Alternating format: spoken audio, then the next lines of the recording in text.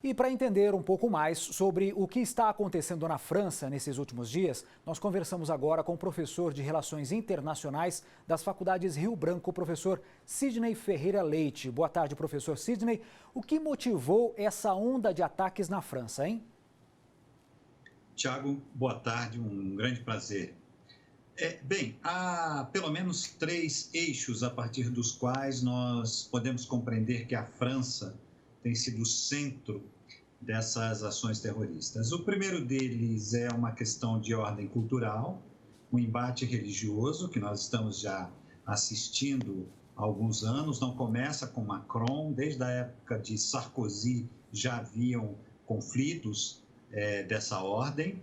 Um outro aspecto é de fundo sociológico, há uma grande população muçulmana de origem árabe, egressa do Oriente Médio na França. E aí eu chego ao terceiro aspecto.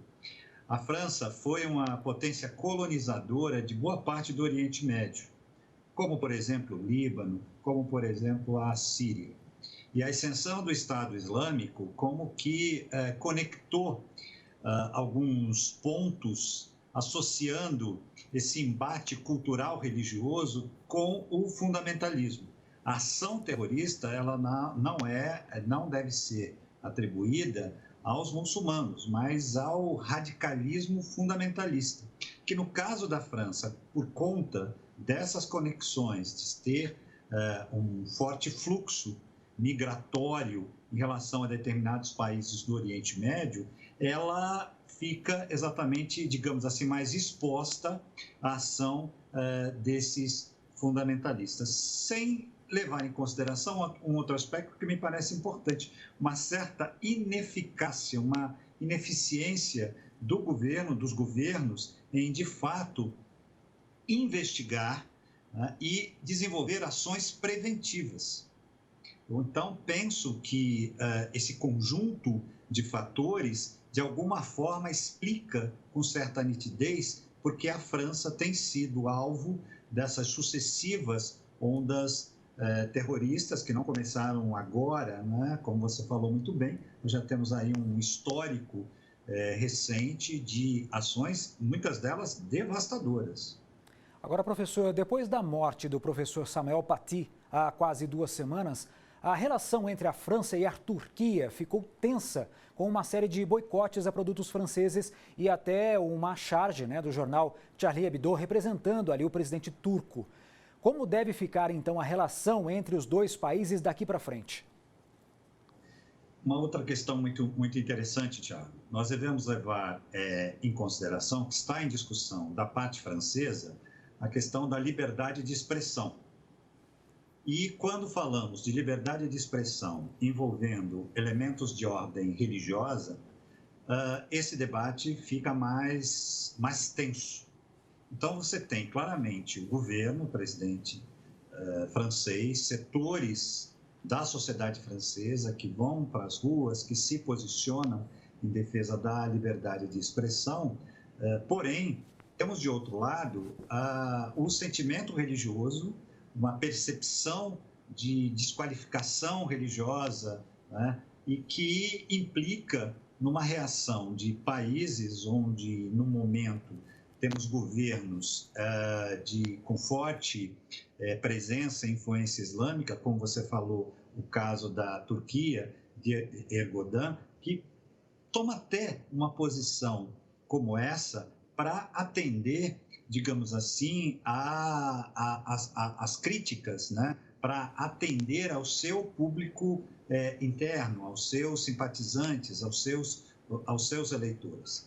Portanto, para que tenhamos, digamos assim, um contexto mais propício ao diálogo, seria necessário que os lados, né, não os terroristas, mas, enfim, aqueles atores, tanto da religião islâmica, os protagonistas dessa religião na França e o governo, exatamente se unissem para, né, enfrentar esse radicalismo que não pode ser confundido com a própria religião islâmica. Então, seria necessário, né, uma política, digamos, mais estratégica da parte do governo para identificar esses elementos, essas figuras, porque tudo indica, Tiago, que essa ação como a de hoje, nós tivemos várias, é mais do que um lobo solitário. Deixa eu explicar para os nossos espectadores. Lobo solitário, né, é um terrorista que age sozinho, por conta, com logística própria, para atingir objetivos próprios. Portanto, ele tem uma capacidade de ação grande, mas não de articulação, para que, ao mesmo tempo, vários atentados ocorram. Então, sem dúvida, na França, nós temos células terroristas que se aproveitam desse contexto, desse debate, para levar adiante os seus projetos, que, em última instância, têm também como objetivo desacreditar o governo, né? E criar um clima. Esse é o objetivo do terrorismo, tá? Não é só a ação em si, é difundir o medo. Daí vem, inclusive, a palavra terrorismo, quer dizer, espalhar o terror. Então, além das vítimas, nós também temos um clima, né? Um ambiente que é absolutamente, né, destrutivo, que acaba operando exatamente para dividir, para fragmentar mais a sociedade. Caberia, parece-me, uma iniciativa do governo francês, né, exatamente de isolar, né, de apontar com mais clareza que não essas ações não têm vínculo com a religião islâmica, de um modo geral, mas com radicais fundamentalistas que se aproveitam da fé para levar a cabo a sua onda de destruição e terror. Professor Sidney, falando sobre esses extremistas religiosos, será que os países que se solidarizam com a França devido a esses ataques podem se tornar alvos também nos próximos dias? Ótima pergunta, sem dúvida. Nós tivemos um exemplo muito recente chamado Estado Islâmico, que inclusive chegou a ocupar um território no norte da Síria e no norte do Iraque, com a ação tanto dos exércitos sírios e iraquianos, apoio logístico russo e norte-americano, em grande parte, e os curdos também foram muito importantes, esse Estado foi derrubado, né? Mas isso não significa que os terroristas do Estado Islâmico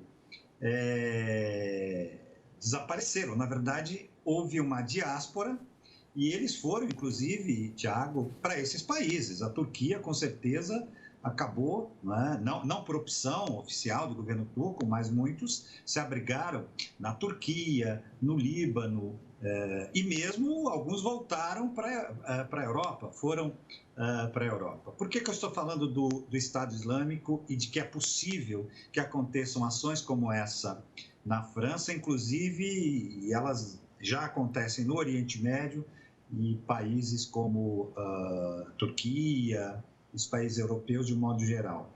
Porque o modus operandi, que é o uso da faca, o uso de armas muito rudimentares, tá? Decapitar as pessoas, usar carros como armas de ataque, são táticas de ação do Estado Islâmico.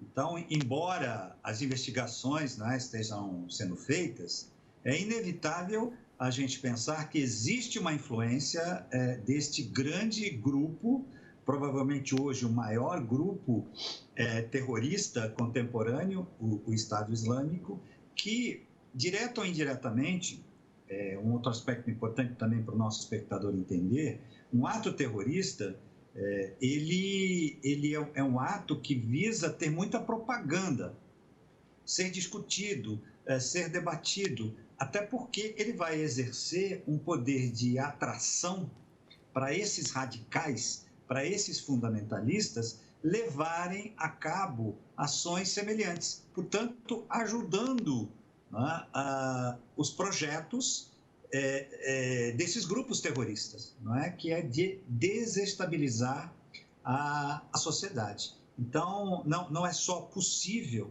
é que nós não temos o hábito, não é, de acompanhar sistematicamente o que acontece em países como Iraque, não é, mesmo a Síria, a Líbia, não é, países do norte da África também, mas essas ações ocorrem cotidianamente. Elas ganham mais visibilidade quando ocorrem numa cidade como Paris, como Londres, ou mesmo Nice, como nós vemos hoje. Essa quarta onda terrorista é uma onda global.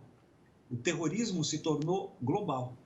Há cidades cujo risco é maior, como eu expliquei. O porquê do risco, por exemplo, de Paris, Nice e da França, até pelas questões históricas. Tá? Mas nenhuma cidade desse planeta está imune a ações como a que tivemos hoje em Nice. Entendi. Tá certo. A gente conversou com Sidney Leite, professor de Relações Internacionais. Professor, muito obrigado. Até uma próxima. Até uma próxima. Um grande prazer.